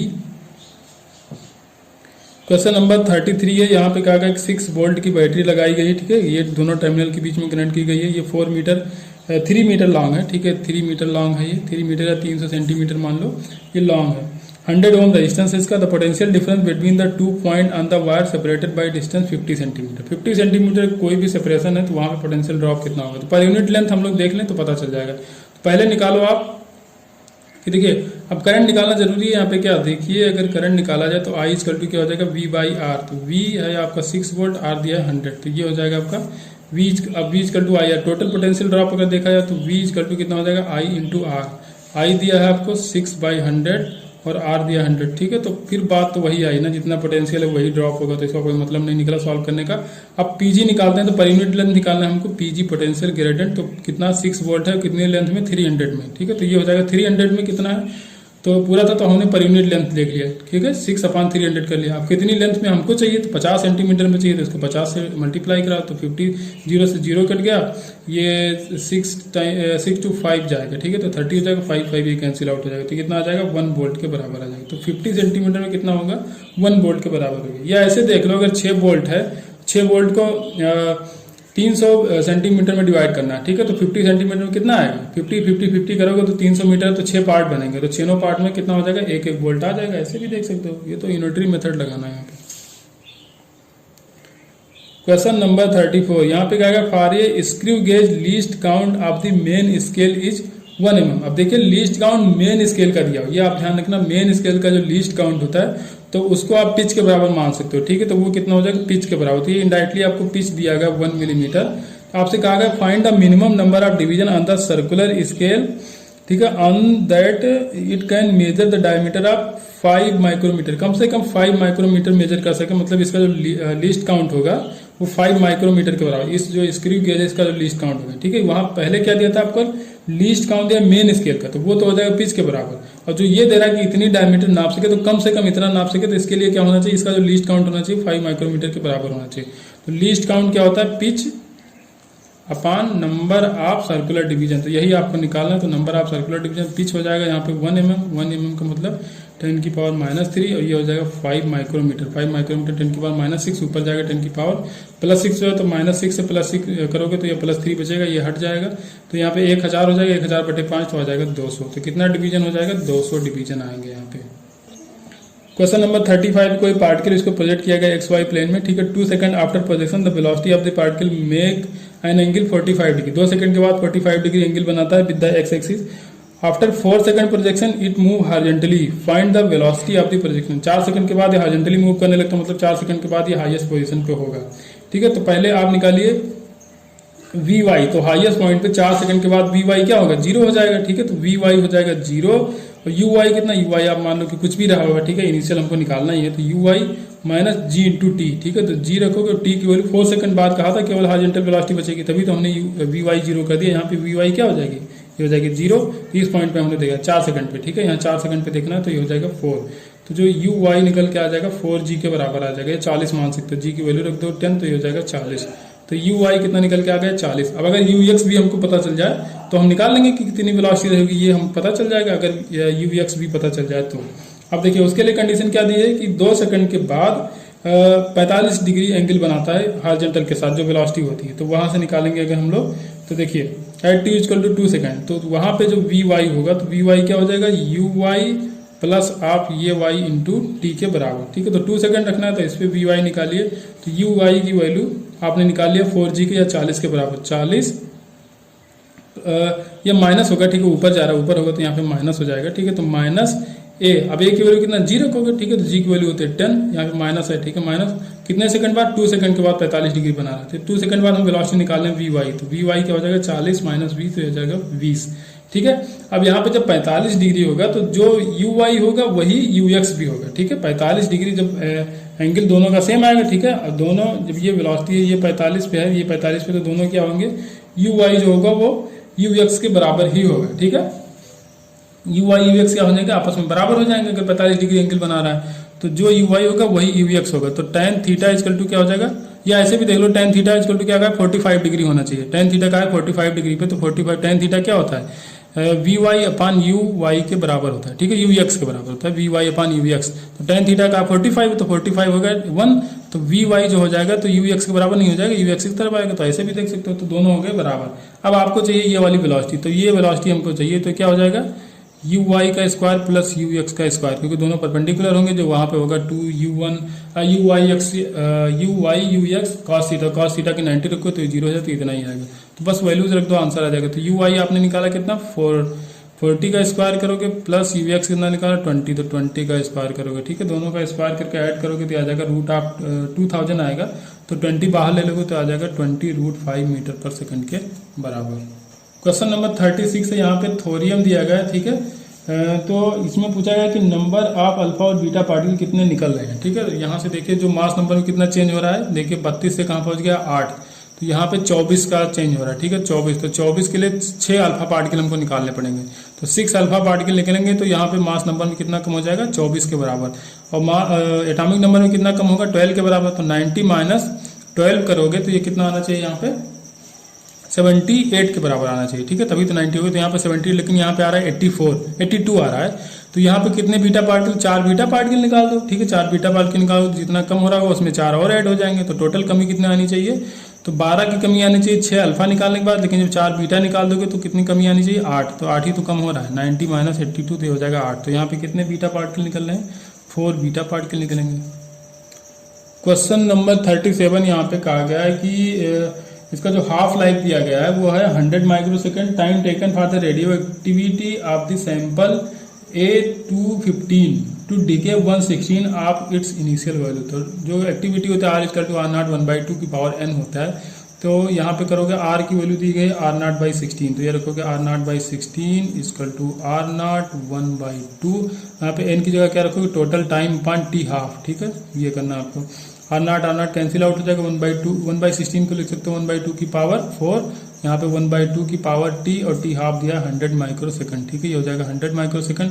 t की वैल्यू निकालना है तो पावर को इक्वल करो, तो t इक्वल टू हो जाएगा 4 × 100, तो हो जाएगा 400 माइक्रोसेकंड के बराबर। क्वेश्चन नंबर 38 है, यहाँ पे कोई वाटर राइज हो रहा है, हाइट 2 सेंटीमीटर तक, कैपिलरी ट्यूब कह रहा है। बाद में if the tube is tilted at 60 degree from the vertical, water will rise in the tube. देखिए एल का जो फार्मूला होता है H/cos थीटा होता है। H आपको दिया था 2 सेंटीमीटर, cos थीटा cos 60 रखना है आपको, वर्टिकल से एंगल रखना होता है, तो cos 60 हो जाएगा यहाँ पे 1/2, ठीक, 1/2 ऊपर चला जाएगा तो आ जाएगा 4 सेंटीमीटर। तो टिल्ट करोगे तो कितनी लेंथ तक फिल हो जाएगा, 4 सेंटीमीटर। लेकिन ध्यान रखना एंगल हमेशा आप वर्टिकल से रखना होता है, अगर हॉरिजॉन्टल से कह देगा ना तो यहाँ पे आपको साइन रखना पड़ेगा, ठीक है, तब cos नहीं तब साइन रखोगे, साइन रखोगे या फिर 90 माइनस करोगे, cos 90 माइनस थीटा करोगे तब भी साइन ही आ जाएगा, ठीक है। तो ध्यान रखना इतना, वर्टिकल से एंगल दो तभी cos रखना। क्वेश्चन नंबर 39 है, यहाँ पे कहा गया if the error in the measurement of momentum is 20%, then the error in the calculation of kinetic energy is, ठीक है। तो देखिए 20% दिया गया, जब 5% से ज्यादा चेंज होता है तो आप डायरेक्ट फार्मूला नहीं लगा सकते कि dk/dt इक्वल टू dp/dt, वहां से नहीं कर सकते। तो इसको हम एक फार्मूला आपको बता रहे हैं, परसेंटेज चेंज इन x, ठीक है, percentage change in x equal to होता है 1 plus percentage change in y by 100 की पावर, जो पावर दिया हो वो लिखो, -1 × 100 करो, ठीक है, इस जगह इंटू 100। अब अगर x डायरेक्टली प्रोपोर्शनल है y के, y की पावर a है, तो ऐसे लिखेंगे, ठीक है, percentage change in x equal to क्या लिखोगे, 1 plus percentage change in y by 100, इसका पावर लगाओगे, जो पावर होगा y के उसका पावर लगाओगे, -1 × 100 करोगे। अब इसको हम कंपेयर करेंगे इससे काइनेटिक एनर्जी मोमेंटम से, तो काइनेटिक एनर्जी जो होती है p²/2m के बराबर होती है, ठीक है, के जो होती है, तो k किसके प्रोपोर्शनल है, डायरेक्टली प्रोपोर्शनल टू p² है, ठीक है। तो p के चेंज कितना दिया गया, 20%, ठीक है, तो p में चेंज दिया 20%, ठीक है, 200 नहीं 20 होगा, अपॉन 100, पावर कितना है 2 है, तो यहाँ 2 लिखो, -1 करो इंटू 100 करो, ठीक है, 20 × 5 = 100, 5 × 5 = 6, तो 6/5, 6/5 का स्क्वायर करो, चौकाम 36/25, तो यहाँ पे आ जाएगा 36/25 माइनस, अरे यार -1 प्लस नहीं है माइनस, ध्यान रखना थोड़ा सा मिस्टेक हो रहा है यहाँ पे। तो यहाँ करोगे आप एलसीएम लोगे, 25 आएगा, 36 - 25 क्या जाएगा 11, 36 - 25 तो हो जाएगा 11/25 इंटू 100, 25 को 100 को करोगे डिवाइड तो हो जाएगा 4, तो 11 × 4 तो आ जाएगा 44% के बराबर। तो ये फार्मूला आप लोग याद कर लेना, ठीक है, बस रिलेशन ऐसी दी हो तो यहाँ पे आप रख के आराम से निकाल सकते हो। क्वेश्चन नंबर 40 यहाँ पे कहा गया कि what happen to the interference pattern if the two slits S1 and S2 in the Young's double slit experiment are eliminated by the two independent identical sources। भैया जब देखो टू आइडेंटिकल इंडिपेंडेंट सोर्स लोगे तो वहाँ पे जो source होंगे वो कोहेरेंट सोर्स नहीं होंगे, ठीक है, इनकोहेरेंट सोर्स हो जाएंगे। तो जब कोहेरेंट सोर्स नहीं होते हैं तो जो आपका इंटरफेरेंस पैटर्न होता है वो नहीं बनता है, ठीक है। Independent light source are incoherent, hence a permanent interference pattern is not obtained. जो परमानेंट इंटरफेरेंस पैटर्न होता है वो नहीं मिलेगा जब तक कोहेरेंट सोर्स नहीं होंगे, ठीक है।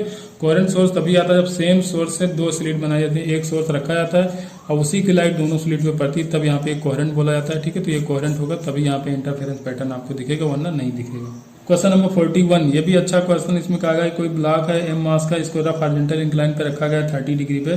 Coefficient of friction between the block and incline plane का कितना दिया गया आपको, 0.75 दिया गया है। तो contact force on the block आपको बताना है, ठीक है। तो लिमिटिंग फोर्स अगर देखा जाए तो लिमिटिंग फोर्स क्या होगा, म्यू mg के बराबर होगा, ठीक है, म्यू r के बराबर होगा। तो म्यू कितना इसमें 7.75 दिया गया, तो इसको 3/4 भी लिख सकते हो।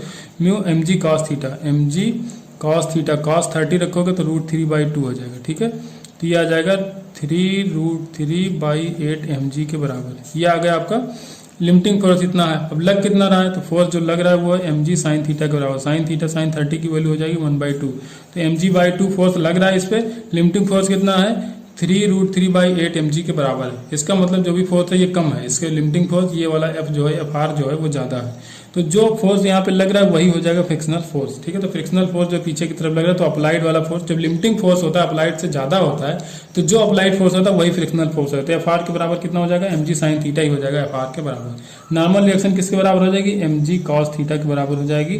तो जो आपका नेट फोर्स आप कॉन्टैक्ट लगेगा वो इस तरफ लगेगा, तो उसको लगाना है तो दोनों का स्क्वायर कर दो, ठीक है। दोनों का स्क्वायर करके रूट करो, तो mg sin थीटा का स्क्वायर करोगे प्लस mg cos थीटा का भी स्क्वायर करोगे रूट के अंदर, ठीक है। तो mg आ जाएगा आपका बाहर, mg आ जाएगा बाहर और बचेगा क्या, इनसाइड बचेगा sin square theta plus cos square theta, तो ये हो जाएगा 1 के बराबर। तो √1, तो इसकी कोई मतलब नहीं है, सीधे आ जाएगा mg के बराबर। कॉन्टैक्ट फोर्स कितना लगेगा, mg के बराबर लगेगा। क्वेश्चन नंबर 42 है, ये भी अच्छा क्वेश्चन है। In photo electric effect the photo current. देखिए फोटो करंट जो होती है तो फ्रीक्वेंसी पे डिपेंड नहीं करती, इंटेंसिटी पे डिपेंड करती है। क्योंकि जैसे जैसे इंटेंसिटी बढ़ाओगे तो नंबर ऑफ फोटॉन बढ़ते हैं, नंबर ऑफ फोटॉन बढ़ेंगे तो फोटो करंट बढ़ेगी। अगर आप फ्रीक्वेंसी बढ़ाओगे तो जो इंडिविजुअल फोटॉन होता है उसकी काइनेटिक एनर्जी बढ़ती है, क्योंकि काइनेटिक एनर्जी का फॉर्मूला आपको पता होगा, E क्या होता है, h न्यू के बराबर होता है। तो फ्रीक्वेंसी बढ़ाओगे तो इंडिविजुअल फोटॉन की काइनेटिक एनर्जी बढ़ेगी, तो इसलिए फ्रीक्वेंसी का कोई इफेक्ट नहीं होता है करंट पे। फोटो करंट सिर्फ और सिर्फ इंटेंसिटी से बढ़ती है। तो सी ऑप्शन आपको हो जाएगा, does not depend on the frequency of the photon but depends only on the intensity of the incident light. Question number 43, कोई वेसल है, ठीक है, जिसकी डेप्थ है 2h के बराबर। ये आधा भरा गया है 2√2 रिफ्लेक्टिव इंडेक्स के किसी लिक्विड से, और आधा भरा हुआ जो अपर हाफ है वो √2 रिफ्लेक्टिव इंडेक्स के लिक्विड से भरा हुआ है। द लिक्विड आर इमिसिबल, दोनों लिक्विड आपस में इमिसिबल है, मैच इसमें मिलेंगे नहीं, आपस में मिक्स नहीं होंगे। Apparent depth of the inner surface, apparent depth आपको ये वाला बताना है। तो देखिए अपरेंट डेप्थ क्या होता है, h/μ रखा जाता है, तो यहाँ पे हो जाएगा अपरेंट डेप्थ जो d मान लो, ठीक है, या d' मान लो, कुछ भी मान लो, तो ये क्या हो जाएगा h/2√2 प्लस h/√2, बस यही हो जाएगा। कॉमन लोगे तो इसमें एलसीएम लोगे तो क्या हो जाएगा 2√2, तो यहाँ पे हो जाएगा h, यहाँ √2 कैंसिल, 2 यहाँ से मल्टीप्लाई हो जाएगा तो 2h हो जाएगा। तो ऊपर क्या हो जाएगा 3h/2√2, ठीक है। लेकिन अब आपको ऑप्शन ऐसा कोई दिया नहीं गया, नीचे दिया गया जो ऑप्शन मैच कर रहा है वो 3√2h/4 किया गया है, ठीक है। तो √2 को अगर ऊपर मल्टीप्लाई करो, √2 को नीचे कराओ तो ऊपर क्या हो जाएगा 3√2h/√2 क्या हो जाएगा 2 हो जाएगा, 2 हो जाएगा 4। तो ये आंसर आपका मैच कर रहा है, तो इस हिसाब से थोड़ा सा इसमें रीअरेंजमेंट करना पड़ा आंसर में। क्वेश्चन नंबर 44 यहाँ पे कहा गया an open organ pipe is close suddenly. किसी ओपन आर्गन पाइप को अचानक बंद कर दिया गया with the result that the second overtone of the close pipe, जैसे इसको क्लोज किया गया इसका सेकंड ओवरटोन जो है वो found to be higher in frequency by 100, ठीक है। इसकी फ्रीक्वेंसी जो है वो 100 से ज्यादा है, higher than the frequency by 100 then the first overtone of the original. पहले ओरिजिनल पाइप क्या था, ओपन आर्गन पाइप था, तो उसकी जो फंडामेंटल फ्रीक्वेंसी रही होगी, ठीक है, उससे कितना 100 ज्यादा है, ठीक है, फर्स्ट ओवरटोन से 100 ज्यादा है, ठीक है। जो ओपन वाला था इसके फर्स्ट ओवरटोन से 100 ज्यादा है। Then the fundamental frequency of the open pipe, open pipe की फंडामेंटल फ्रीक्वेंसी आपको बतानी है यहाँ पे। देखिए जो क्लोज पाइप होता है उसका जो फंडामेंटल कितना होता है V/4L, ठीक है। जो क्लोज होता है इन पे क्लोज किया है तो V/4L, ठीक है, या 3V/4L या फिर 5v/4l। ठीक है, ये जब पढ़ोगे आप तो सब कुछ आपको पता होगा, ये 4l ही होगा 5। ठीक है, तो यहाँ पे जो हार्मोनिक मिलती है तो 8 हार्मोनिक मिलती है, first harmonic, third harmonic, fifth harmonic. अब ये क्या, ये हो जाएगा फंडामेंटल, ये हो जाएगा फर्स्ट ओवरटोन, ये हो जाएगा सेकंड ओवरटोन। तो इसका जो सेकंड ओवरटोन है, ठीक है, सेकंड ओवरटोन कितना ज्यादा है उसके, अब देखिए आप ओपन का भी देख लेते हैं। तो ये है आपका ओपन, ये क्लोज मैंने बता दिया। ठीक है, ये क्लोज के लिए है आपका, ये है क्लोज के लिए। अब ओपन आर्गन पाइप के लिए जो होता है वो V/2L होता है। ठीक है, V/2L ये होता है फंडामेंटल, फिर 2V/2L हो जाएगा फर्स्ट ओवरटोन। ठीक है, फिर क्या हो जाएगा 3V/2L। ठीक है, ये सेकंड ओवरटोन होगा। तो ये क्या हो जाएगा फंडामेंटल, ये हो जाएगा फर्स्ट ओवरटोन, ये हो जाएगा सेकंड ओवरटोन। तो इसका जो फर्स्ट ओवरटोन है और इसका जो सेकंड ओवरटोन है क्लोज वाले का, तो सेकंड ओवरटोन जो क्लोज वाले का तो कितना ज्यादा है इसके फर्स्ट ओवरटोन से 100 के बराबर। तो इनका डिफरेंस 100 के बराबर आना चाहिए। तो ये आ जाएगा 5V/4L minus 2V/2L equal to 100 के बराबर आना चाहिए। यही तो कहा गया है क्वेश्चन में। ठीक है, तो यहां से हम निकाल लेंगे V। तो V निकालेंगे तो बाकी चीज हमको ऑटोमेटिक पता चल जाएगी। ठीक है, और लेंथ आपको दिया गया यहाँ पे कि नहीं दिया गया ये भी देख लेते हैं। ठीक है, हमको चाहिए क्या V/2L ही तो चाहिए, तो ऐसे भी कैलकुलेट कर सकते हैं। अभी इसको हमको सॉल्व करने दो। तो ये आ जाएगा 4L LCM आ जाएगा। ठीक है, तो यहाँ पे 5V माइनस 2L से 4L को कैंसिल करोगे तो 2 आएगा, तो 2 इसमें मल्टीप्लाई कराओ तो ये आ जाएगा 2 4V। तो ये हो जाएगा 4, ये 100 के बराबर आ जाएगा। तो इसमें हो जाएगा V/4L। तो V/4L इक्वल टू आ गया आपका 100, लेकिन आपको चाहिए V/2L। ठीक है, तो यहाँ से 2 मल्टीप्लाई करा लो, 2 इस तरह मल्टीप्लाई कराओ, 2 इस तरह मल्टीप्लाई। तो ये क्या हो जाएगा 2 से इसको जब डिवाइड करोगे तो ये आ जाएगा V/2L। तो V/2L इक्वल टू 200 के बराबर आ जाएगा। अब V/2L जो होता है यही तो फंडामेंटल होता है। ओपन का जो फंडामेंटल फ्रीक्वेंसी होती है वो V/2L के बराबर होती है। तो वही आपसे ऑप्शन में पूछा गया था। ठीक है, क्वेश्चन नंबर 45 लास्ट क्वेश्चन है, the correct measure of the magnetic hardness of a material is. ये देखिए जो इसमें मेजर होता है मैग्नेटिक हार्डनेस का वो कोरेसिविटी होती है। ठीक है, तो इसको याद कर लो भैया ऐसे ही, the correct measure of the magnetic hardness of the material is coercivity. तो ये आंसर याद करने वाला भी याद हो जाएगा, इतना कोई टफ नहीं इसमें। तो याद कर लो इसको, जो हार्डनेस होती है वो किससे डिसाइड होती है, कोरेसिविटी से। तो ये लास्ट ऑप्शन, ये सी ऑप्शन आपका सही हो जाएगा यहाँ पे। तो ये हो गया क्वेश्चन नंबर 45।